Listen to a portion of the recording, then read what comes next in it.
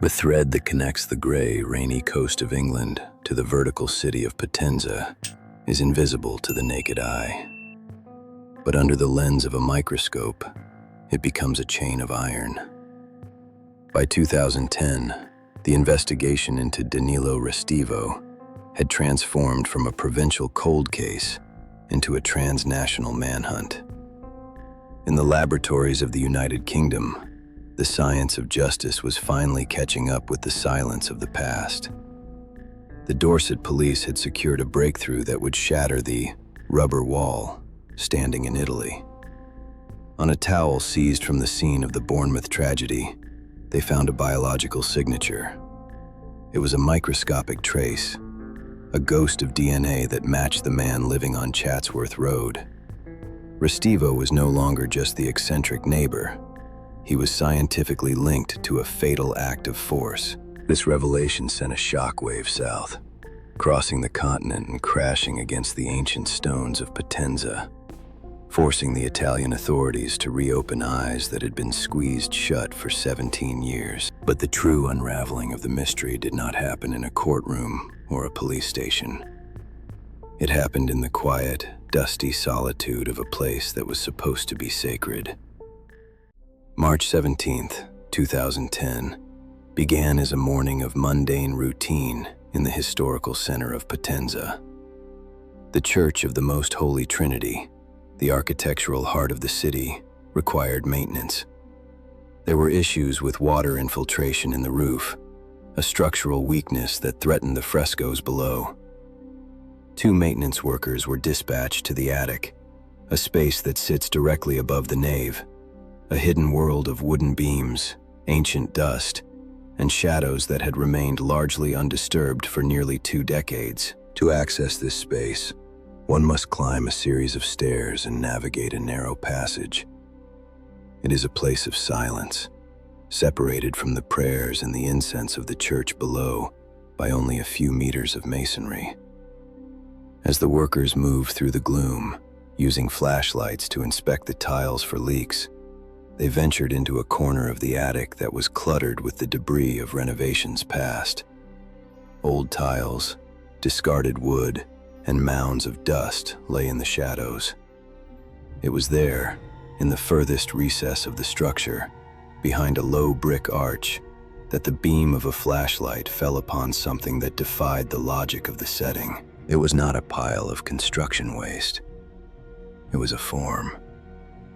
Time in the dry, stagnant air of the attic had performed a grim act of preservation. Lying on the floor, partially covered by a haphazard arrangement of old roof tiles and debris, were human remains. They were desiccated, reduced by the passage of 17 years to a silent, fragile testimony of a life interrupted. But what stopped the breath of the workers was not just the presence of the remains, but the items that rested with them. There was a pair of glasses, their lenses clouded by dust but still intact.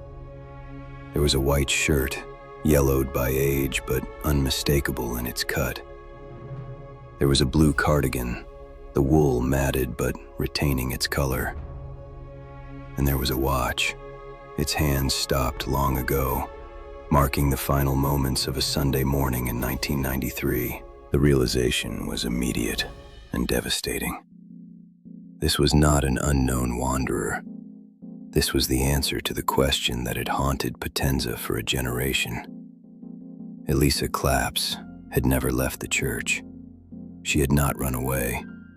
She had not vanished into the wider world. She had been there, in the dark, directly above the altar where her mother had prayed for her return, where weddings were celebrated, and where the city's elite gathered for Sunday Mass. For 6,213 days, the liturgy had been performed beneath the resting place of a victim. The sanctity of the Most Holy Trinity had been transformed into a macabre crypt, and the silence of the church was revealed not as a spiritual quiet, but as a complicit hush. The discovery triggered a forensic mobilization of unprecedented scale. The Perugia Gothic atmosphere descended upon Potenza. The church was sealed, transformed from a house of worship into a crime scene. Forensic experts in white suits ascended into the rafters, their modern equipment stark against the medieval stone. What they found in the analysis of the scene was a map of calculation and cruelty. Elisa had not been buried. She had been hidden.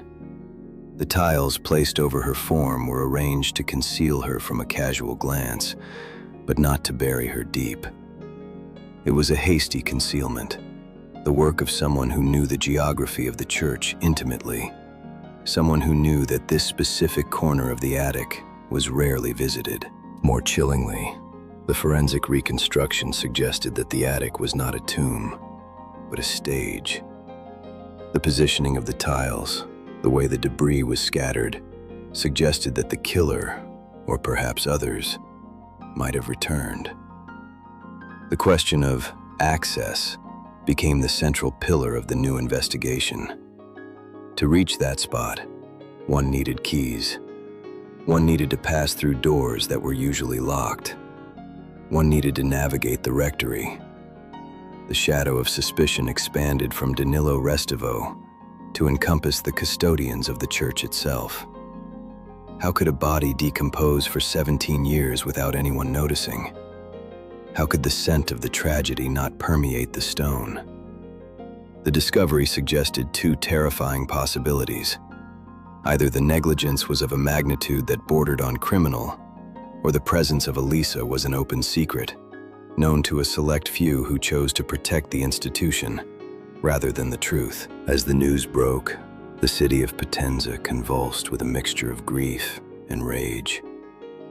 The rubber wall had finally been breached, not by a brilliant detective, but by a leaking roof. The image of the glasses lying in the dust became the symbol of the case, a token of the clarity that had been denied to the Claps family for so long. Gildo Claps stood outside the church, vindicated, but shattered. The finding confirmed his darkest theory. Elisa had been swallowed by the system. The discovery in the rafters did not just solve a missing person case. It indicted an entire era of silence. The monster had migrated to England, but he had left his darkest secret in the safest place he knew, the house of God. The recovery of ElisaClaps from the attic of the Santissima Trinita was not merely a forensic operation.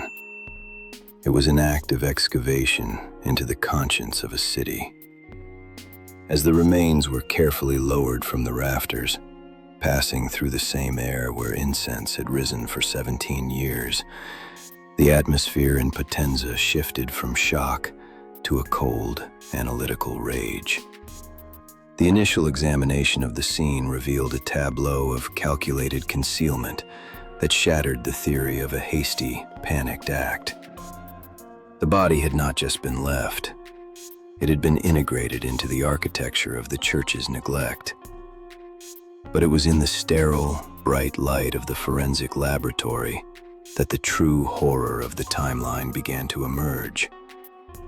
The autopsy of the silence was about to reveal signatures that were as unique as a fingerprint and as damning as a confession. The most chilling revelation came from the analysis of the victim's hair.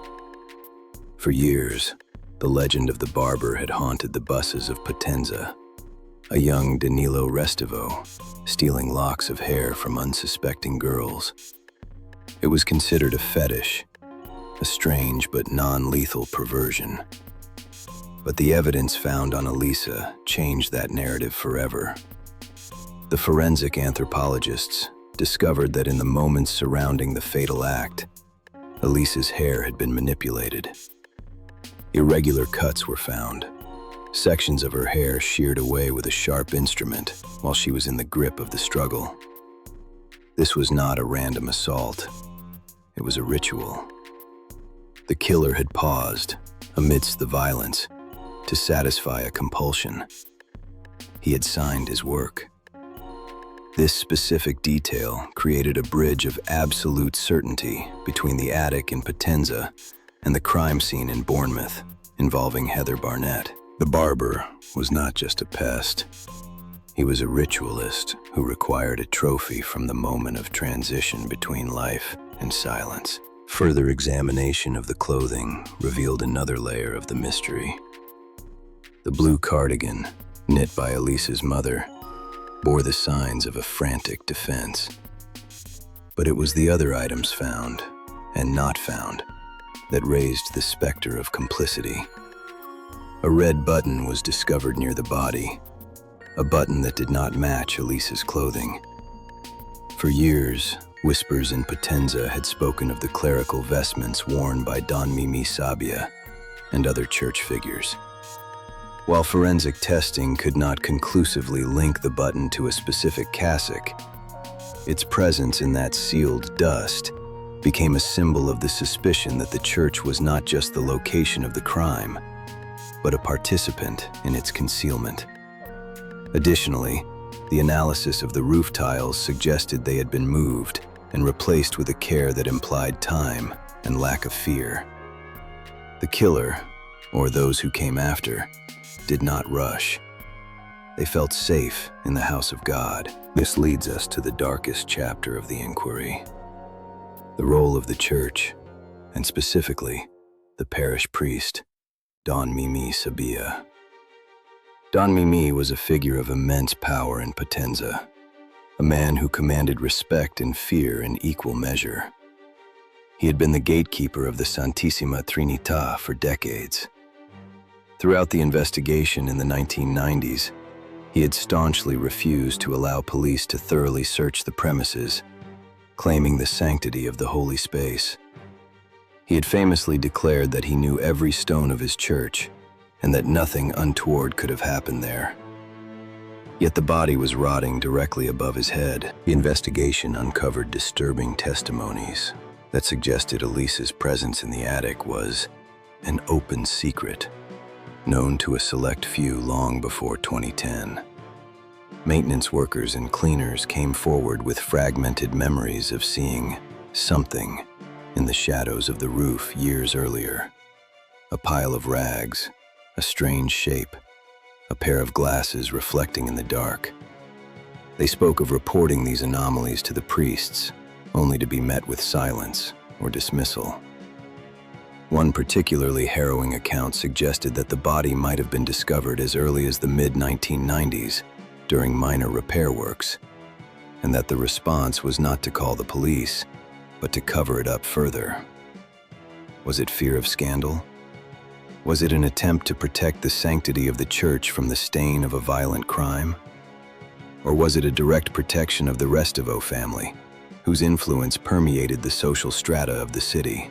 Don Mimi had died before the discovery, taking his secrets to the grave, leaving behind a legacy that was now permanently stained by the dust of the attic. The autopsy of silence also turned its gaze toward the Italian police and their historical failure.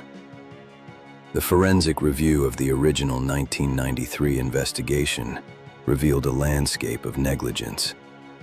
The clothes Restivo wore that day, which he washed, were never subjected to the chemical testing that could have revealed blood, even after washing. The cut on his hand was never photographed or properly documented by a forensic doctor. The church was never sealed. The alibi provided by Restivo, that he stayed to pray, was accepted with a deference that bordered on servitude. The finding of the body proved that the police had failed to perform the most basic duty of a missing person case, searching the last known location of the victim. The vertical city of Potenza had not just hidden Elisa, it had actively looked the other way. As the forensic report was finalized, the picture of Danilo Restivo that emerged was that of a serial offender who had been allowed to evolve. The link between the hair cut from Elisa and the hair placed in the hands of Heather Barnett in England was the golden thread of the prosecution. It showed a pathology that was impervious to geography. Restivo carried his demons with him, and the failure to stop him in Italy had directly led to the tragedy in England. The DNA found in Bournemouth was the key, but the mummified remains in Potenza with a lock. Together they formed a cage from which there could be no escape. But for the Claps family, the scientific confirmation of identity was a double-edged sword. It brought the relief of finally knowing, but it also brought the crushing weight of the what-ifs. If the police had looked in the attic in 1993, Elisa would have been found. If Don Mimi had opened the doors, the truth would have been known. If the system had worked, Heather Barnett might still be alive. The autopsy of the body was complete, but the autopsy of the institutional failure was just beginning. The rage in Potenza was palpable. The church, once a symbol of refuge, now stood as a monument to betrayal. The people demanded answers that the dead priest could not give, and that the living hierarchy of the church seemed reluctant to offer. The segment concludes with the preparation for the final legal battle. The evidence is now overwhelming. The hair, the DNA, the timeline, and the geography of the crime all point to one man. But Danilo Restivo is in England, serving time for the Barnett murder. The challenge now is to bring him to account for the original sin. To bring him back, metaphorically if not physically, to the scene of the crime in Potenza. The stage is set for a trial that will not just judge a man, but will put an entire city and its institutions in the dock. The silence has been broken, and the sound that replaces it is the roar for justice. The discovery in the attic was not the end of the story. It was merely the beginning of the final reckoning. With the silent witness of the Santissima Trinità finally speaking through the language of forensics, the legal machinery of two nations began to turn with a grinding, inexorable weight. Danilo Restivo was no longer the awkward boy protected by the provincial shadows of Potenza. He was a man exposed in the cold, hard light of international justice. The first gavel to fall did not strike in Italy, but in the Crown Court of Winchester, England. The trial for the tragedy of Heather Barnett became the stage where the ghost of ElisaClaps was finally allowed to testify. The prosecution wove the two cases together, using the ritualistic cutting of hair and the specific, chilling signature found on both victims to paint a portrait of a predator who existed outside the bounds of geography and morality. In June 2011, the English judge, Mr. Justice Burnett, looked into the eyes of Danilo Restivo and delivered a sentence that resonated with the finality of a slamming iron door. He spoke of a depraved act, of a man who killed for pleasure and kept trophies to relive the experience. He sentenced Restivo to a whole life order, a directive that means exactly what it says. Life means life. There would be no parole, no release, no second chance in the United Kingdom. For the family of Heather Barnett, it was justice served. For the Claps family, sitting in that English courtroom, it was a bitter vindication. They saw the man who had stolen Elisa taken away, not for what he did in Potenza, but for what he was allowed to do because Potenza had failed to stop him. But Italy still had a debt to pay. The Italian judicial system needed to reclaim its jurisdiction over the original sin. The trial in Salerno was a different kind of theater. Restivo was tried in absentia for much of the process, a ghost defendant represented by lawyers and video links. The charge was the fatal act against ElisaClaps. The evidence found in the attic, the DNA on the jersey, the hair, the timeline, was irrefutable. In November 2011, 18 years after she walked into the church, Danilo Restivo was found guilty in Italy and sentenced to 30 years in prison. It was the maximum penalty allowed under the summary judgment right he had chosen. 30 years for a life. To Gildo and ElisaClaps, the number was almost irrelevant. The victory was not in the years of the sentence, but in the judicial acknowledgement that Elisa had not run away, that she was not a rebellious teenager, but a victim of a monster and a system that had protected him. However, the true climax of this tragedy was not legal. It was emotional and public. On July 2nd, 2011, the city of Potenza finally welcomed its daughter home. The funeral of ElisaClaps was an event that transformed the vertical city. For nearly 2 decades, the Claps family had walked alone, isolated by whispers and indifference. But on this day, the silence was broken by the sound of thousands of footsteps. The coffin, white and covered in flowers, did not go to the Church of the Most Holy Trinity. The family had made a decision that was both a protective measure and a powerful act of protest. Elisa would never enter that church again. Filomena Iema, with the iron strength of a mother who has fought hell itself, declared that the church where her daughter had rotted for 17 years was not a house of God, but a sepulcher of lies. Instead, the funeral was held outdoors, in the vast Piazza Don Bosco. It was a requiem under the open sky, attended by thousands of citizens who had finally woken up from their torpor. The image of the white coffin, surrounded by a sea of people, became the symbol of a city trying to wash away its guilt. Gildo Claps stood before the microphone, his voice trembling not with weakness, but with the vibration of 18 years of suppressed rage. He spoke of the rubber wall, of the priests who turned away, of the police who didn't look, and of the community that preferred the comfort of silence to the discomfort of the truth. He told Elisa that she was finally free, no longer a prisoner of the dark attic, but a spirit returned to the light. It was a moment of collective catharsis, a funeral not just for a girl, but for the dark era of Potenza. Yet the noir narrative rarely offers a clean ending. The story of ElisaClaps did not end with the funeral or the convictions. It lingered in the stone of the city, specifically in the stone of the Santissima Trinità. For years after the discovery, the church remained closed, a crime scene sealed by tape and by shame. It stood in the center of the city like a boarded-up heart, a constant reminder of the failure.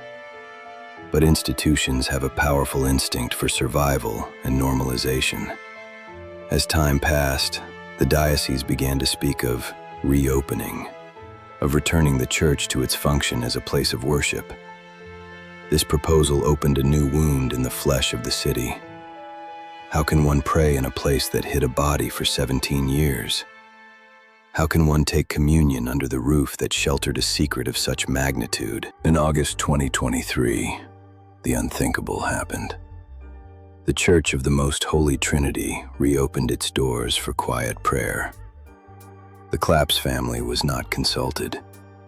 They discovered the news like everyone else, a final slap in the face from an institution that seemed incapable of atonement. But the reopening did not bring peace. It brought a new wave of indignation. The first Mass celebrated there was met not with hymns, but with protests. Hundreds of people gathered outside the heavy wooden doors, the same doors Elisa had walked through in 1993. They did not come to pray. They came to scream. The chant "Vergogna, vergogna," shame, shame, echoed through the historical center, drowning out the liturgy inside. It was a scene of visceral conflict, the sacred ritual clashing with the moral outrage of the living. The controversy deepened with the revelation of a plaque inside the reopened church. It was dedicated to the memory of Don Mimi Sabia, the priest who had guarded the church during the years of silence, the man who had denied access to the investigators. To the Claps family, and to many in Potenza, this was the ultimate insult. A monument to the gatekeeper of the secret, while the victim he failed to protect was celebrated only in the streets outside. It was a stark reminder that in the battle between institutional reputation and individual truth, the institution will always try to rewrite history in its favor. The church had reopened, but it was empty of spirit. It had become a museum of its own negligence. As we look back on the labyrinth of the ElisaClaps case, we are left with a landscape of scars. Danilo Restivo sits in a cell in England, a man whose obsessions finally consumed his freedom. He is a study in the banality of evil, not a genius, but a pathetic figure who was allowed to destroy lives because those around him were too cowardly to intervene. He will likely die in prison, his scissors confiscated, his trophies lost. But the punishment of one man does not erase the complicity of the many. The story is a mirror held up to society, reflecting our tendency to look away, to defer to authority, and to dismiss the fears of the vulnerable. Filomena Yema and Gildo Claps remain the guardians of the memory. They have aged in the shadow of this fight, their lives defined by the absence of Elisa. But their victory is absolute. They forced the vertical city to look down. They forced the rubber wall to crumble. They proved that a mother's instinct is more powerful than any police procedure or clerical decree. ElisaClaps did not become a cold case. She became a beacon. Her story led to the creation of laws and associations that now protect other missing people. In her silence, she found a voice that resonates far beyond the mountains of Basilicata. The closing image of this dossier is not of the attic, or the courtroom, or the prison. It is the image of the Piazza Don Bosco on the day of the funeral. It is the image of a city finally hugging the girl it had lost. The fog that usually wraps Potenza had lifted that day, leaving the air clear and sharp. The mystery is solved. The body is found. The killer is caged. But the Santissima Trinità remains standing, a silent witness in stone. Every time the bells ring, they do not just mark the hour, they toll for Elisa. They remind us that the darkest places are not always in the woods or the shadows, but sometimes they are in the places where the light is supposed to shine the brightest. The investigation into the body in the altar is closed. The files are sealed. But the echo of Elisa's footsteps on that Sunday morning will never truly fade from the streets of Potenza. She is the girl who never left, and in the end, she is the girl who changed everything. This is the legacy of the Italian noir. The truth, no matter how deep it is buried, no matter how high it is hidden, has a buoyancy of its own. It will always, eventually, rise to the surface.